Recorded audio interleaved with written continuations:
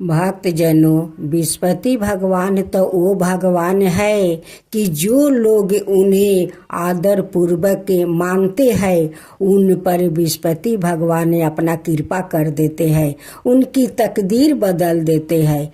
जो लोग विस्पति भगवान पर विश्वास नहीं करते हैं, उनकी श्रद्धा भक्ति से पूजा पाठ नहीं करते हैं, विस्पति देव को वो नहीं मानते हैं, उन्हें दलिद्रता में बदल देते हैं। विस्पति भगवान का ये महिमा अपरंपार है।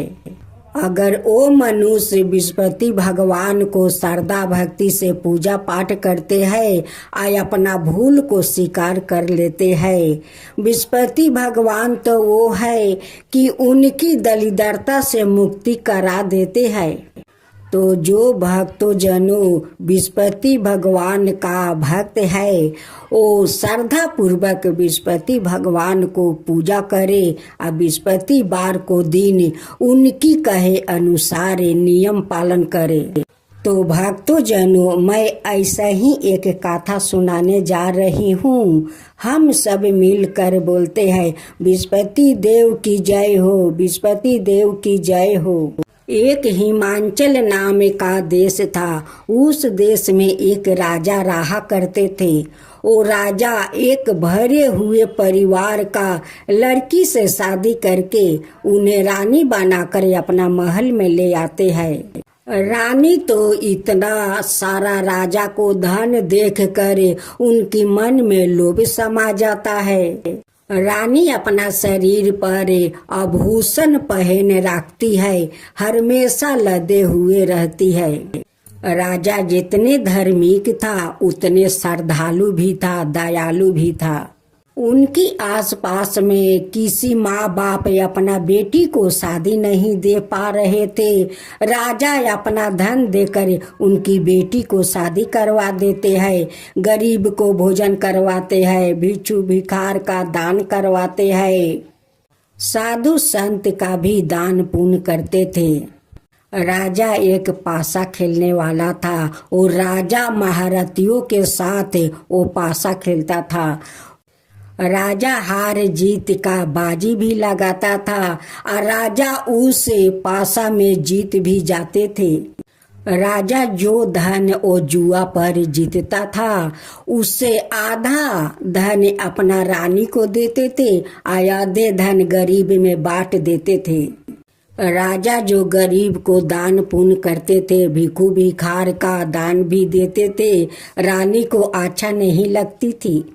जब राजा महल में आते हैं तो रानी तानाशाही राजा को सुनाते रहती है। राजा को कहती है कि सारा दिन आप पासा खेलते हैं, जो धन जीतते हैं वो सारे धन तो गरीब में बांट देते हैं, लेकिन मुझे तो कुछ भी नहीं देते हैं। राजा कहते हैं कि रानी, मैं तो आधा धन आपको दे ही देता हूँ, आधे धन अपना गरीब में बांट देता हूँ। उस रानी का 3 बेटे भी थे। बेटा तीनों अपनी माँ के बात सुनता था, लेकिन अपना पिताजी को बात नहीं सुनते थे। जो माँ अपना बेटा तीनों को कहती है वही तीनों बेटा करते हैं। एक दिन रानी कहती है कि तुम सारा दिन जुआ खेलते हो, जुआ खेलकर आते हो, खा पी कर आराम से नाक में तेल डालकर सो जाते हो। ये बात सुनकर राजा को दिल को छू जाता है। राजा बहुत क्रोधित दुखी हो जाते हैं। राजा मन में सोच रहे थे कि मैं कैसी लड़की से शादी किया कि इतना धन देता हूँ फिर भी कहती है कि तुम कुछ नहीं मुझे देते हो। ये कितना लालची है, कितना लोभी है। मेरा इतना बड़ा महल है, इतना महल में धन भरे हुए है, फिर भी रानी का मन नहीं भरता है। ये कितना लालची औरत है। यही सोच कर राजा जंगल में चले जाते हैं और एक वृक्ष के पास जाकर बैठ जाते हैं और यही सोचते सोचते राजा वहीं पर सो जाते हैं। उस दिन बृहस्पतिवार का दिन था। जब राजा सो रहे थे, बृहस्पति भगवान साधु रूप में आते हैं और राजा को कहते हैं, बेटा उठो, बेटा उठो। राजा चौंक जाते हैं और उठ कर बैठ जाते हैं। कहते हैं कि बाबा, आप इस जंगल में भेष रूपी धारी बृहस्पति भगवान कहते हैं कि बेटा तुम भी तो इस जंगल में अकेले इस वृक्ष के पास सो रहे थे। राजा अपनी सारी कहानी उस संत को बताते हैं। इधर रानी का महके वाले सब आते हैं और रानी को पटा फुसला कर सारे धन लेकर चले जाते हैं। अब तो रानी का जो भी थोड़ बहुत बचा था वो भी नष्ट होने लगा। भेष रूपी धारी बृहस्पति भगवान कहते हैं कि बेटा आज तो बृहस्पतिवार है और तुम तो काल से अभी तक कुछ नहीं खाया पिया है। आज तो तुम्हारा बृहस्पतिवार का व्रत भी हो गया है। मेरे पास थोड़ा चंद मृत है, लो ग्रहण कर लो कि तुम्हारा व्रत टूट जाए। राजा उस चंद मृत को ग्रहण करते ही राजा का शरीर में शक्ति आ जाता है और ढेकार मारने लगते हैं। राजा कहते हैं कि महाराज, ये चंद मृत तो ग्रहण करके मेरा पूरा पेट भर गया, मेरा ढेकार भी आ रहा है। साधु महाराज कहते हैं कि ये तो बृहस्पति भगवान को प्रसाद है, इसलिए तो तुम्हारा पेट भर गया। तुम भी तो बृहस्पति देव को मानते हो, उनकी श्रद्धा पूर्वक से पूजा पाठ करते हो। राजा उस संत महाराज को पैर पकड़कर कहते हैं, महाराज आज तो मेरा पास कुछ नहीं है कि मैं आपको दे सकूं।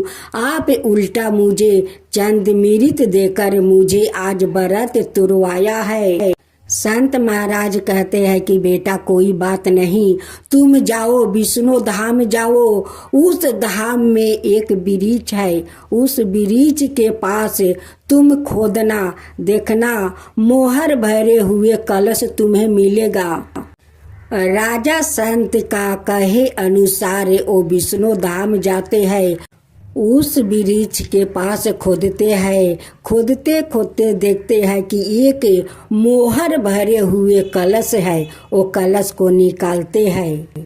उस मोहर भरे हुए कलश राजा लेकर उसी वृक्ष के पास बैठे हुए हैं।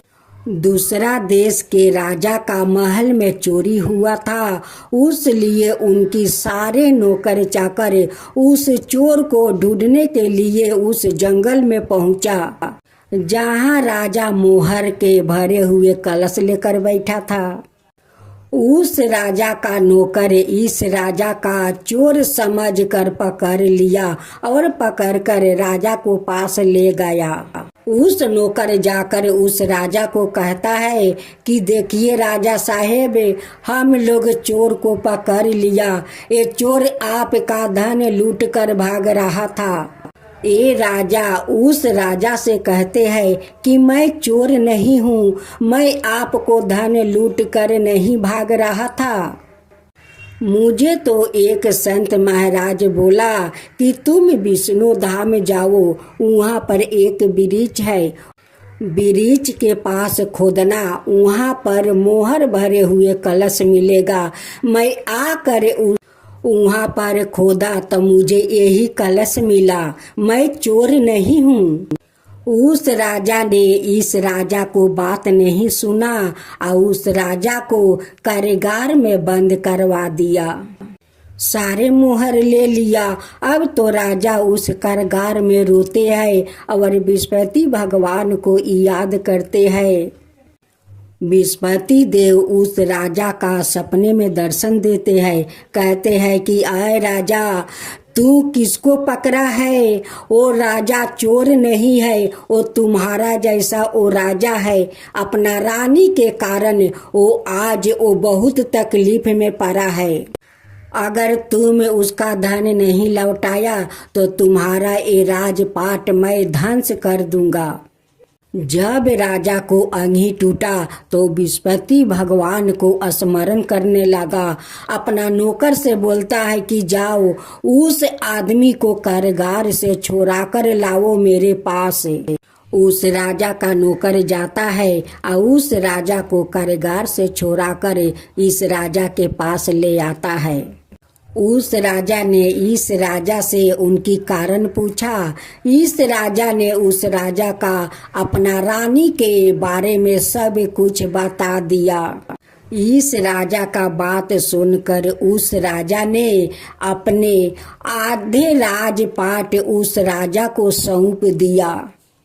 राजा कहते हैं कि मेरा एक बहन है, उससे आप विवाह कर लीजिए और इस राजपाट को भोग करिए।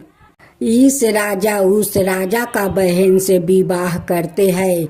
अब बृहस्पति बार का दिन बृहस्पति भगवान का धाम धूम से दोनों राजा मिलकर बहुत धाम धूम से उनकी पूजा किया।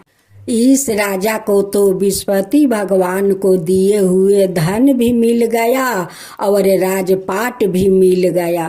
हे बृहस्पति भगवान, जैसे आप उस राजा पर कृपा किया वैसा ही सबका ऊपर कृपा कीजिए।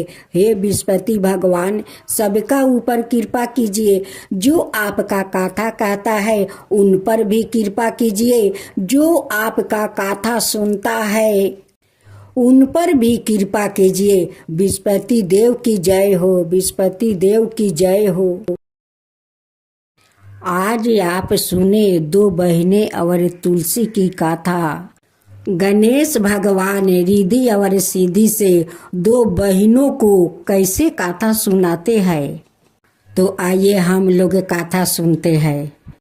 एक दिन गणेश भगवान अपना दोनों पत्नियां रिद्धि और सिद्धि के साथ वो बर्मन कर रहे थे। तभी रिद्धि और सिद्धि को वो दो बहनें पर नजर पड़ते हैं। तब कहती है कि स्वामी थोड़ा ठहर जाइए। तभी रिद्धि सिद्धि कहती है गणेश जी से कि स्वामी वो दो बहनों को देखिए कैसे तुलसी माता को पूजा कर रही है। रिद्धि और सिद्धि गणेश जी से कहती है स्वामी ये दोनों बहनें के बारे में कुछ कहानी सुनाइए। गणेश जी कहते हैं कि ठीक है, तुम लोग को ये दोनों बहनें के बारे में कथा सुनाता हूँ। ये दोनों लड़कियों को तुम लोग देख रही हो, ये दोनों लड़की सेठ जी का बेटी है। बड़ी बहन के नाम है सीता और छोटी बहन के नाम है गीता। सीता बहुत श्रद्धालु और पूजा पाठ में श्रद्धा भक्ति रखती है। सीता सुबह उठकर अपना घर आंगन को सारा काम खत्म कर लेती है। स्नान करके तुलसी माता को श्रद्धा भक्ति से पूजा करती है। गीता सोकर उठती है, नहीं हाथ पैर धोती है, नहीं अपना कपड़ा बदलती है, वैसे ही जाकर तुलसी में जल ढाल देती है। कभी कभी तो गीता एक हाथ से कुछ खा रही है और दूसरे हाथ से तुलसी में जल ढाल रही है, क्योंकि गीता का पूजा पाठ में तो मन नहीं था और नहीं वो करना चाहती थी। उनकी पिताजी कहते हैं कि दोनों बहनें मिलकर तुलसी का सेवा करो। गीता अपना पिताजी के दिखावा के लिए करती है या जाकर कहती है कि पिताजी मैं तुलसी का पूजा कर लिया। देखते देखते सेठ जी के दोनों बेटी बड़ी हो जाती है। एक दिन सेठ जी अपना दोनों बेटी के लिए घर बार ढूंढने जाते हैं और ढूंढ कर वो दोनों बेटी को शादी कर देते हैं। दोनों अपना अपना ससुराल चली जाती है। सीता अपना ससुराल में सारे घर को संभाल लेती है, पूजा पाठ करती है, सास ससुर को सेवा करती है, अपना पति को सेवा करती है। लेकिन गीता अपना ससुराल में नहीं सास ससुर के सेवा करती है और नहीं कोई भगवान को ठीक से पूजा करती है। वो करती है तुलसी को तो नहीं स्नान करती है, नहीं कपड़ा बदलती है। वो जैसे रहती है वैसे ही जाकर तुलसी में जल ढाल देती है। एक दिन तुलसी माता गीता का हरकत देख कर गीता का सारा संपत्ति नष्ट कर देती है, क्योंकि गीता ऐसी हरकत कर रही थी। एक हाथे जल देती है तो दूसरे हाथ से वो पाता छीर छीर कर खा लेती है। अपना जूठा हाथ जाकर तुलसी का मंदिर के पास धो लेती है, इसीलिए उनकी सारा धन नष्ट हो जाता है। एक दिन उनकी सास ससुर गीता का हरकत देखकर घर से निकाल देते हैं। कहते हैं कि जब से तू आई है मेरा सारा धन नष्ट हो गया, मेरा धन बिला गया। तू तो कुलच्छनी है, नहीं धर्म से पूजा पाठ करती है और नहीं घर के ठीक से काम करती है। तेरे कारण मेरा सारा धन नष्ट हो गया। तुझे मैं अब एक पल अपना घर में नहीं रखूंगी, तू चला जा, अपना महके चला जा। गीता रोती बिलखती अपना महके आ रही थी। उसी समय उनकी बड़ी बहन सीता और उनकी पति वो भी महके आ रहे थे। सीता अपनी गीता बहन को हालत देखकर बहुत दुखी हो जाती है और पूछती है कि बहन गीता, तुम्हारा क्या हुआ कि तुम्हारा ऐसा हालत हुई है। गीता अपनी बड़ी बहन को कुछ नहीं बताती है। सीता समझ जाती है कि ये तो मैके में थी, तो जैसे तैसे माँ तुलसी का मंदिर में जाकर जल देती थी, उसी कारण इनकी ऐसा हालत हुई है। सीता अपनी छोटी बहन गीता को अपना घर ले जाती है, वो महके नहीं जाती है, क्योंकि गीता का ये हालत देखकर पिताजी उदास हो जाएंगे। उसलिए सीता अपना घर लेकर चली जाती है। गीता को समझा बुझाकर कुछ धन देती है या धन देकर जाकर उनकी ससुराल में गीता को छोड़ आती है। उनकी सास ससुर को बुझा देती है कि अब ऐसा कभी वो नहीं करेगी, अब धर्म पालन करेगी। अब तो गीता अपना ससुराल में जाकर सास ससुर का सेवा करने लगी, तुलसी माता का पूजा करने लगी, विष्णु भगवान का पूजा करने लगी। अब बहुत धर्म निष्ठा से वो पूजा पाठ करने लगी, अपना सास ससुर को सेवा करने लगी। तुलसी माता गीता का श्रद्धा भक्ति देखकर उन पर प्रसन्न हो जाती है और उनकी सारे संपत्ति धन लौटा देती है। गीता उस समय माँ तुलसी का पूजा कर रही थी। उसी समय माँ तुलसी उन्हें दर्शन देती है। माँ तुलसी गीता से कहती है कि देखो बेटी, कभी भगवान को पूजा करो तो अच्छे से नहा धोआकर स्वच्छ हो जाओ, तब तुलसी माता का पूजा करो। कोई भगवान को पूजा करो तो नहा धोआकर स्वच्छ होकर पूजा करो। जो मनुष्य धर्म पूर्वक तुलसी माता का पूजा करते हैं, विष्णु भगवान का पूजा करते हैं, उन पर माँ तुलसी प्रसन्न होती है, विष्णु भगवान भी प्रसन्न होते हैं और उनकी सारे इच्छा पूर्ण कर देते हैं। गणेश भगवान रिद्धि और सिद्धि से कहते हैं कि रिद्धि सिद्धि ये दोनों बहनों को देखी माँ तुलसी का कैसे श्रद्धा भक्ति से पूजा करने लगी। उनकी बड़ी बहन अपना छोटी बहन को कितना अच्छा से समझा बुझाकर उनकी ससुराल में जाकर दियाती है और वो जाकर अपना ससुराल में अच्छे से सास ससुर को सेवा करती है, माँ तुलसी का पूजा करती है। और माँ तुलसी उस गीता पर प्रसन्न होकर उनकी सारे धन लौटा देती है। यही है माँ तुलसी और दो बहनें की कहानी। एक कहानी को समझी। रिद्धि सिद्धि कहती है कि हाँ स्वामी, मैं समझ गई। माँ तुलसी सारा देश दुनिया का घर घर में बास लेती है। यही माँ तुलसी का कहानी है। जय माँ तुलसी, जय माँ तुलसी। माता एक माता होती है। माता अपनों संतान को वो कैसे संभाला जाता है, वो माता संभालती है, माता संभालने को जानती है। अपने परिवार को या संतान को वो दुख में नहीं देख सकती है। माता का तो ममता ऐसे ही होती है कि अपना संतान को वो दुख तकलीफ में नहीं देख सकती है। तो भक्तजनों, आज मैं एक कथा सुनाने जा रही हूँ इगारस माता और उनकी भक्ति की। इगारस माता की जय हो, इगारस माता की जय हो, विष्णु भगवान की जय हो, विष्णु भगवान की जय हो। एक बुढ़िया माई थी जो अपना टूटे हुए झोपड़ी में रहा करती थी। बुढ़िया माई इगारस माता का भक्त थी। इगारस माता का एक फोटो लेकर उन्हें श्रृंगार करती थी, उन्हें पूजा पाठ करती थी।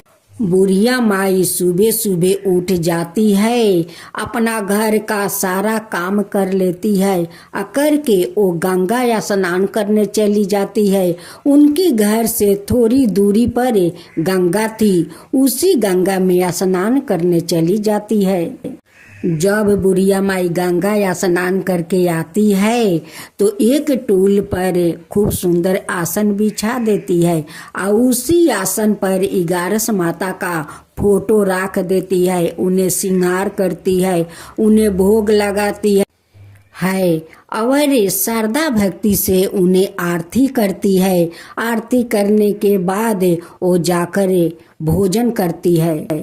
एक दिन की बात है, एक दिन बुढ़िया माई का थोड़ा तबीयत खराब था।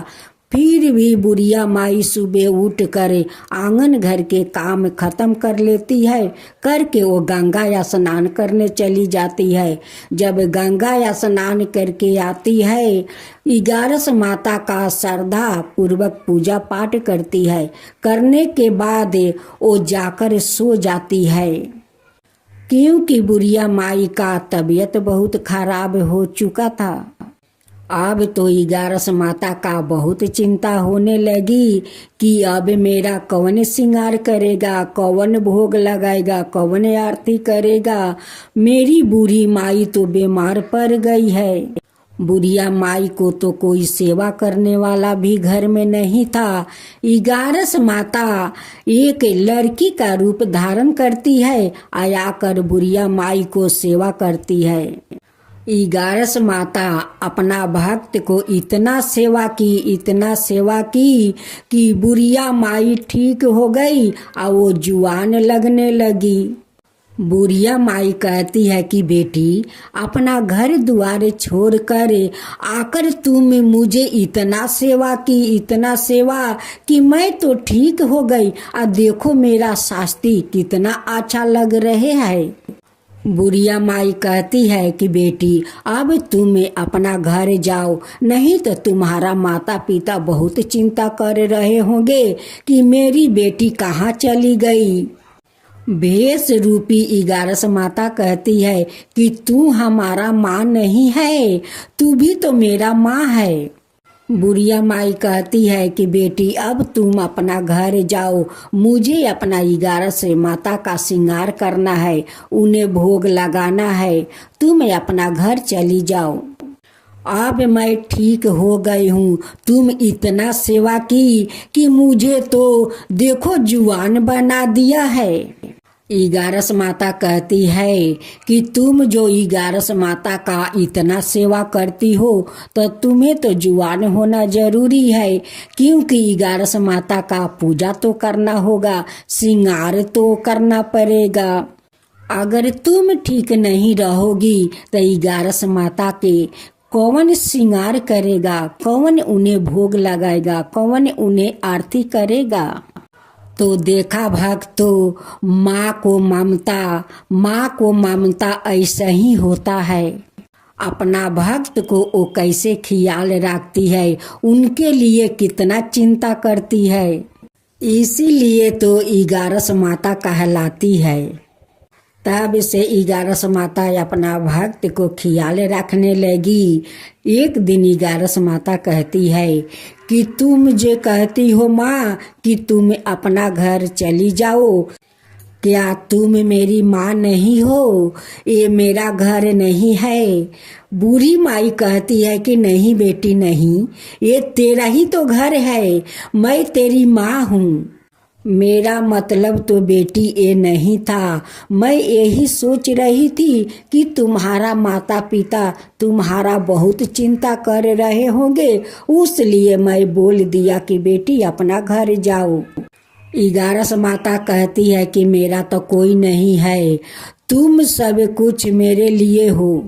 जैसे जैसे दिन बीत रहा था वैसे वैसे उनकी वयस होते जा रहे थे। एक दिन बुढ़िया माई इगारस माता का भोग लगा रही थी, उनकी पूजा कर रही थी। इगारस माता से कह रही थी कि हे इगारस माता, आप तो सबकी दाता है, जग जननी माता है, सबको दाता है। अगर मेरा मृत्यु हो गया तो मेरा मुख में आग देने वाला कोई नहीं है, मेरा मुख में आग कौन देगा? उस दिन बुढ़िया माई का बात सुनकर इगारस माता से और रहा नहीं जाता। इगारस माता साक्षात वो प्रकट हो जाती है। बुढ़िया माई उस इगारस माता को देखकर बहुत अचकित हो जाती है। बुढ़िया माई को इस चमत्कार देखकर आंख में आंसू भर आता है। इगारस माता अपनी हाथ से उनकी आंसू पोंछती है, कहती है कि माँ अपना आंख से आंसू मत बहाओ। बुढ़िया माई कहती है कि नहीं बेटी, ये तो खुशी का आंसू है, खुशी का। आज जो आप मुझे चमत्कार दिखाया है, अपना दर्शन दी है, ये तो मैं कभी अपना मन में सोच नहीं रहा था। आपका दर्शन होगा। आप तो साक्षात एक लड़की का रूप में आकर मेरा इतना सेवा की माता, इतना सेवा की। मैं कभी सोचा नहीं था माता, सोचा नहीं था। इगारस माता कहती है कि माँ, तू जो मेरा इतना सेवा करती हो, इतना मुझे श्रद्धा भक्ति से श्रृंगार करती हो, तो मेरा तो कर्तव्य बनता है मैं भी तुम्हारा ख्याल रखूं। बूढ़ी माई कहती है कि इसलिए लोग कहते हैं कि माता अपना भक्तों को ख्याल रखते हैं, अपना संतान को ख्याल रखती है। इगारस माता कहती है कि माँ तुम चिंता मत करो, तुम्हारा जब मृत्यु होगा तो तुम विष्णु धाम जाओगी और विष्णु भगवान तुम्हें सिंहासन पर बैठा कर रखेंगे। तथास्तु कहकर इगारस माता अंतर्ध्यान हो जाती है। इधर बुढ़िया माई का मृत्यु होकर वो बैकुंठ धाम चली जाती है। वहाँ पर विष्णु भगवान उन्हें सिंहासन पर बैठाते हैं। हे इगारस माता, जैसे आप उस बुढ़िया माई पर आप कृपा किया, वैसा ही सबका ऊपर कृपा कीजिए, सबका ऊपर ध्यान रखिए। जो आपका कथा कहे उन पर ख्याल रखिए, जो आपका श्रद्धा भक्ति से कथा सुनते हैं उनको भी ख्याल रखिए। हे इगारस माता, उनको भी ख्याल रखिए। इगारस माता की जय हो, इगारस माता की जय हो। भक्त जनों, आज आप सुने आषाढ़ मास की द्वादशी व्रत कथा। 12 पुराण के मुताबिक इस तिथि पर तांबे की उत्पत्ति हुई थी।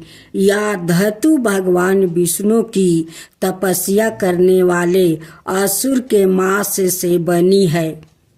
इसकी कथा है कि एक असुर ने सालों तक भगवान विष्णु की तपस्या कर वरदान में मांगा है कि मरने के बाद मेरे शरीर की भी पूजा हो। भगवान विष्णु ने वरदान दिया। जब देवताओं और असुरों को युद्ध हुआ तो उस राक्षस को भगवान विष्णु ने ही अपने चक्रा से मारा। फिर उस राक्षस के मांस से तांबा बना। वो राक्षस भगवान का भक्त था, इसलिए भगवान विष्णु को तांबा प्रिय है। आषाढ़ द्वादशी की पूजा और व्रत अग्निष्ट होम के बराबर है। आषाढ़ महीने के कृष्णा पक्ष की द्वादशी तिथि पर गंगा और यमुना सहित किसी भी पवित्र नदी में स्नान करने की परंपरा है। इस तिथि पर मथुरा में यमुना जल में तिल मिलाकर नहाने के बाद भगवान विष्णु की पूजा फिर अन्न और कपड़े के साथ ही तिल का दान करना चाहिए। ऐसे करने से अग्निष्ट होम करने जितना पुण्य मिलता है। आषाढ़ महीने के शुक्ल पक्ष की द्वादशी तिथि पर उपवास रखते हुए पानी में गंगा जल डालकर नहाना चाहिए। इस दिन अन्न दान करने का विशेष महत्व बताया गया है। स्कंद पुराण का कहना है कि ऐसा करने से मिलने वाला पुण्य कभी खत्म नहीं होता है। आषाढ़ द्वादशी पर सूर्य उदय से पहले तिल के पानी से नहाए, सफेद या पीले कपड़े पहनकर 16 प्रकार की चीजों से भगवान विष्णु की पूजा और अभिषेक करे। पूजा में खास तौर से तांबे के बर्तन का इस्तेमाल करें। इस बर्तन में भगवान विष्णु को स्थापित करें। शंख में जल दूध भर कर अभिषेक करना चाहिए। पूजा के बाद चंदन फूल, धूप और कमल का फूल जरूर चढ़ाए। इसके बाद तुलसी पत्रा चढ़ाकर केला या किसी भी मौसमी फलों का नैवेद्य लगाए। ऐसा करने मिलने वाला पुण्य कभी खत्म नहीं होता। नरसिंह द्वादशी से जुड़ी कथा पुराणों में वर्णन मिलता है कि प्राचीन काल में एक अत्यंत ज्ञानी ऋषि थे जिनका नाम था कश्यप। यद्यपि उनकी कई पत्नियां थी, लेकिन दीति और अदिति सबसे प्रमुख थी। इस प्रकार अदिति के गर्भ से देवता और दीति के गर्भ से दैत्यों की उत्पत्ति हुई। दीति के 2 पुत्र हुआ, पहला हिरण्यक्ष और दूसरा हिरण्यकश्यप। यह दोनों ही असुरी प्रवृत्ति के थे। भगवान विष्णु ने 12 अवतार में पृथ्वी की रक्षा के लिए हिरण्यक्ष का वध कर दिया था। ऐसे में अपने भाई की मृत्यु से क्रोधित होकर हिरण्यकश्यप ने प्रतिशोध लेने का संकल्प लिया। उसने ब्रह्मा जी की कठोर तपस्या की और उन्होंने प्रसन्न होकर अजर अमर होने का वरदान मांगा। उसने कहा, भगवान मुझे ऐसा वरदान दीजिए कि ना मैं दिन में मरूं, ना रात में, ना पृथ्वी पर मरूं, ना आकाश में, ना पाताल में, ना देव से मरूं, ना दानव से। इतना सुनकर ब्रह्मा जी ने कहा, तथास्तु हिरण्यकश्यप। यह वरदान पाकर हिरण्यकश्यप ने स्वर्ग पर आक्रमण कर दिया, जिसमें देवता पराजित हो गया। अजय होने के कारण हिरण्यकश्यप 3 लोकों का स्वामी बन गया और उसे अपनी शक्ति पर इतना अहंकार हो गया कि वो स्वयं को सर्व शक्तिमान समझने लगा। अहंकार में अंधे हो चुके हिरण्यकश्यप का अत्याचार बढ़ने लगा। कुछ समय पश्चात उसकी पत्नी कयाधु ने एक पुत्र को जन्म दिया, जिसका नाम रखा गया प्रहलाद का स्वभाव अपने पिता से विपरीत साधु परावृत्त के साथ वो भगवान श्री हरि की भक्ति में बेहद विश्वास रखता था।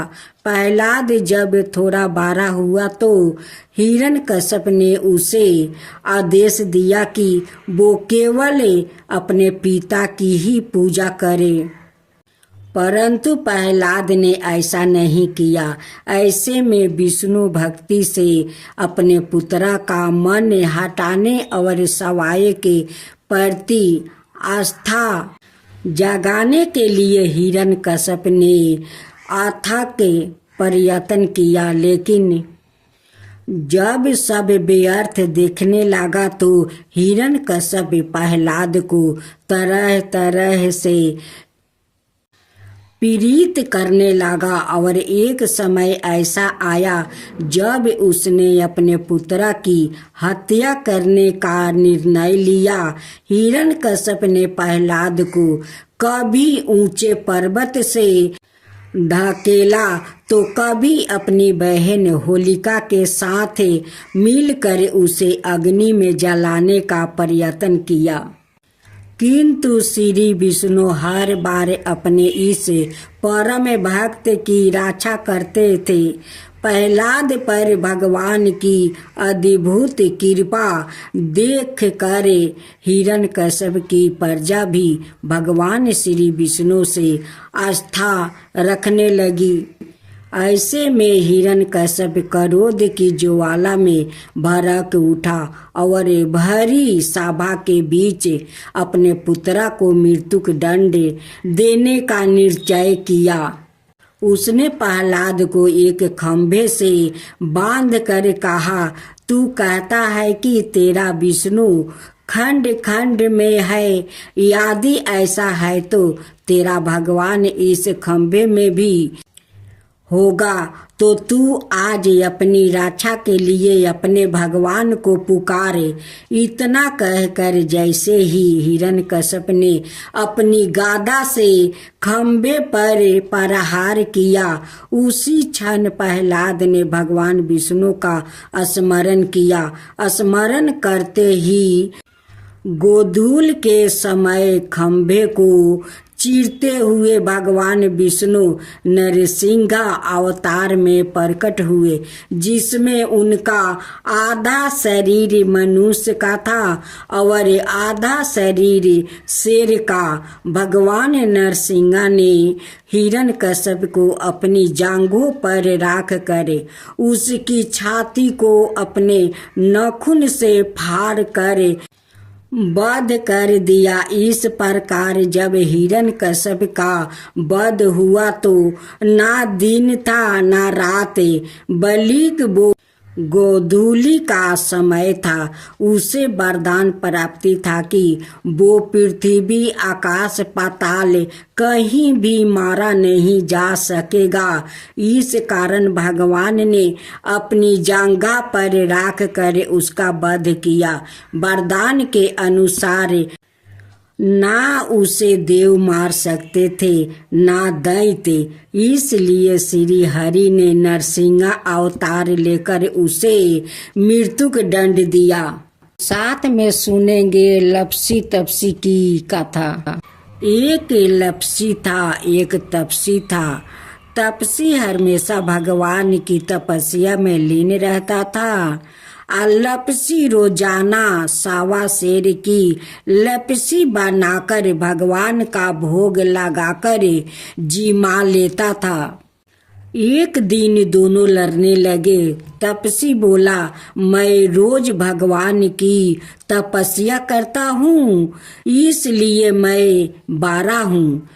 लपसी बोला, मैं रोज भगवान को सावा शेर लपसी का भोग लगाता हूँ, इसलिए मैं बारा हूँ। नारद जी वहाँ से गुजर रहे थे। दोनों को लड़ता देख कर उनसे पूछा कि तुम क्यों लड़ रहे हो। तपसी ने खुद के बारा होने का कारण बताया और लपसी ने अपना कारण बताया। नारद जी बोले, तुम्हारा फैसला मैं कर दूंगा। दूसरे दिन लपसी और तपसी नहाकर अपनी रोज की भांति करने आए तो नारद जी ने छुप कर 1.25 करोड़ की एक एक अंगूठी उन दोनों के आगे रख दिया। तपसी की नजर जब अंगूठी पर पड़ी तो उसने चुपचाप अंगूठी उठाकर अपने नीचे दबा लिया। लपसी की नजर अंगूठी पर पड़ी लेकिन उसने ध्यान नहीं दिया। भगवान को भोग लगाकर लपसी खाने लगा। नारद जी सामने आए तो दोनों ने पूछा कि कौन बड़ा है। तो नारद जी ने तपसी से खारा होने को कहा। वो खारा हुआ तो उसके नीचे दबी अंगूठी दिखाई पड़ी। नारद जी ने तपसी से कहा, तपस्या करने के बाद भी तुम्हारी चोरी करने की आदत नहीं गई, इसलिए लपसी बारा है और तुम्हें तुम्हारी तपस्या का कोई फल भी नहीं मिलेगा। तपसी शर्मिंदा होकर माफी मांगने लगा। उसने नारद जी से पूछा, मुझे मेरी तपस्या का फल कैसे मिलेगा? नारद जी ने कहा, यदि कोई गाय और कुत्ते की रोटी नहीं बनाएगा तो फल तुझे मिलेगा। यदि कोई ब्राह्मण को भोजन करवाकर दक्षिणा नहीं देगा तो फल तुझे मिलेगा। यदि कोई साड़ी के साथ ब्लाउज नहीं देगा तो फल तुझे मिलेगा। यदि कोई दिए से दिया जलाएगा तो फल तुझे मिलेगा। यदि कोई सारी कहानी सुने लेकिन तुम्हारी कहानी नहीं सुने तो फल तुझे मिलेगा। उसी दिन से हर व्रत कथा कहानी के साथ लपसी तपसी की कहानी भी सुनी और कही जाती है।